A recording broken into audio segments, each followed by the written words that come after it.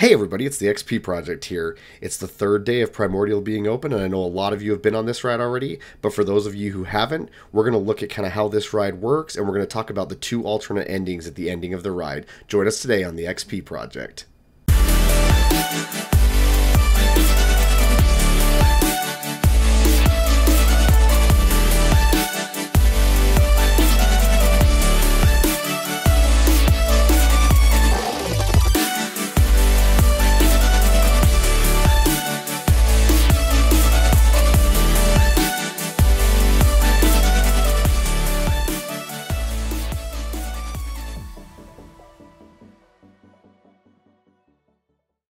Alright, so I wanted to start off this video by kind of talking about what type of ride this is. So I consider this like a roller coaster slash screen projected shooter ride. So the best way that I can kind of compare this is like the Toy Story Mania ride at DCA in California, where a big chunk of the ride, most of it is screen projection. So you load into your cart on this moving walkway, and it sits 4 by 4, so each cart will hold 8 people total.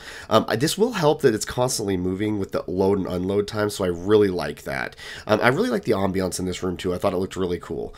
And then in front of you, you do have a blaster and a score screen, which will keep track of your points throughout the game.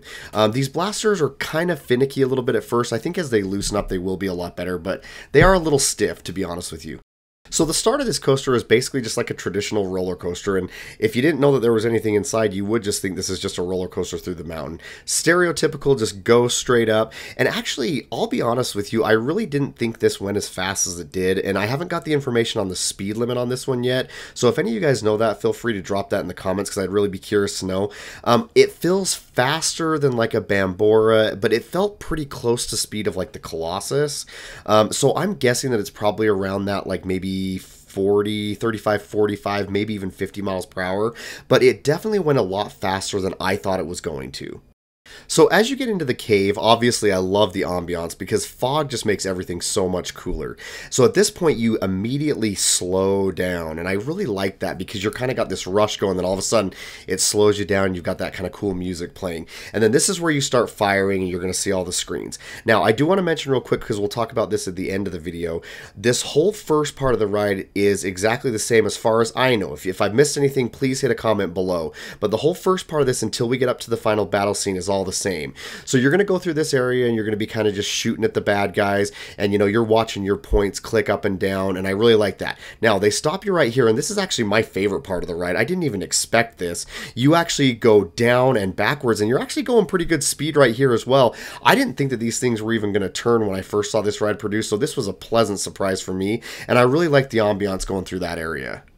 You know, I was really impressed with the technology of this ride, I know, because you're able to stop and go fast, and that's not a really easy technology for a roller coaster like this, and the fact that Lagoon has one of these really actually kind of blows my mind, because that's not just a, you know, Colossus where you're just going straight forward. Now, this is the last screen that it stays the same. Now, we're going to go to a split screen here, and there's two different enemies here depending on what side you're at, and then you go into the final battle here, and you've got the red fire dragon on one side, and obviously I'm not getting the whole room here, but you've got more of a red fire scene, and then you've got the ice blue scene on the other side with the owl. I'm thinking that these are the only two endings. Now, the thing I really like though here is that the drop feels different on both of them, and put a comment down if you don't think it did, but with the owl, the drop felt like it was more of a glide down, whereas with the dragon, it was kind of more of a straight drop down. I could be wrong, but it just felt like that to me. So drop a comment in there and let me know what you think about that part, but I think those were two difference. And then the room at the end here will look a lot different between the two depending on which one, just the color scheme of it.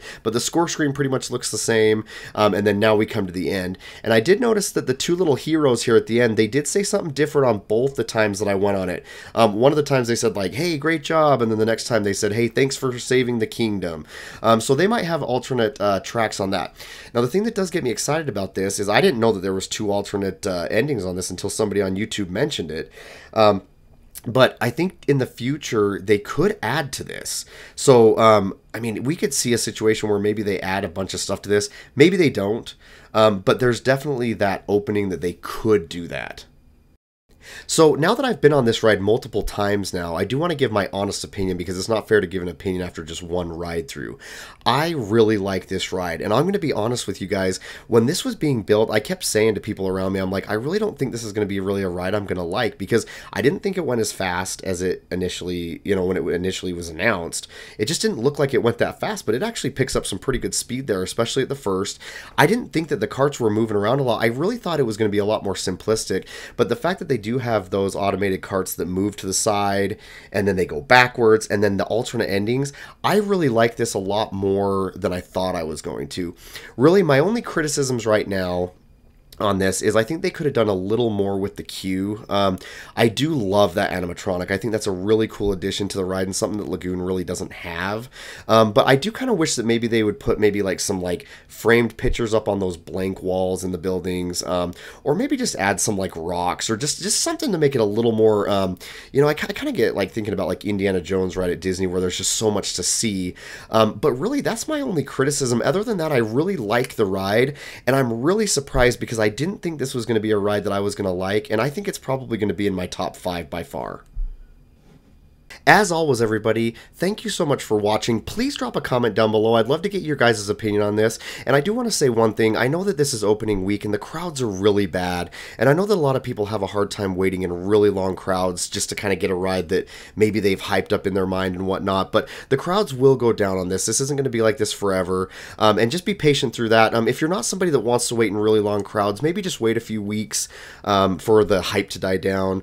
But I don't mind waiting in long lines. I always have my phone with me. I'm kind of keep myself busy. I like looking at the ambiance. But give us some time. I really think this ride's something that the park needs. It's something different. And whether it's, the ride you hyped it up to be or not, it's definitely something different. And I know that it took a long time for this ride, but we were going through some challenges and stock issues and things like that at the time. I think that they will pump rides out a little bit faster now that we're kind of getting back to a normal world again. But just be patient with it. I'm really glad that the park's got this, and I think it's something that Lagoon really needs to kind of put them up in a little bit of a different tier of amusement park. Again, thank you for the follows. Thank you for the subscribes. I really appreciate you guys. I'd be nothing without all you guys that follow me. Thank you again for joining the XP Project.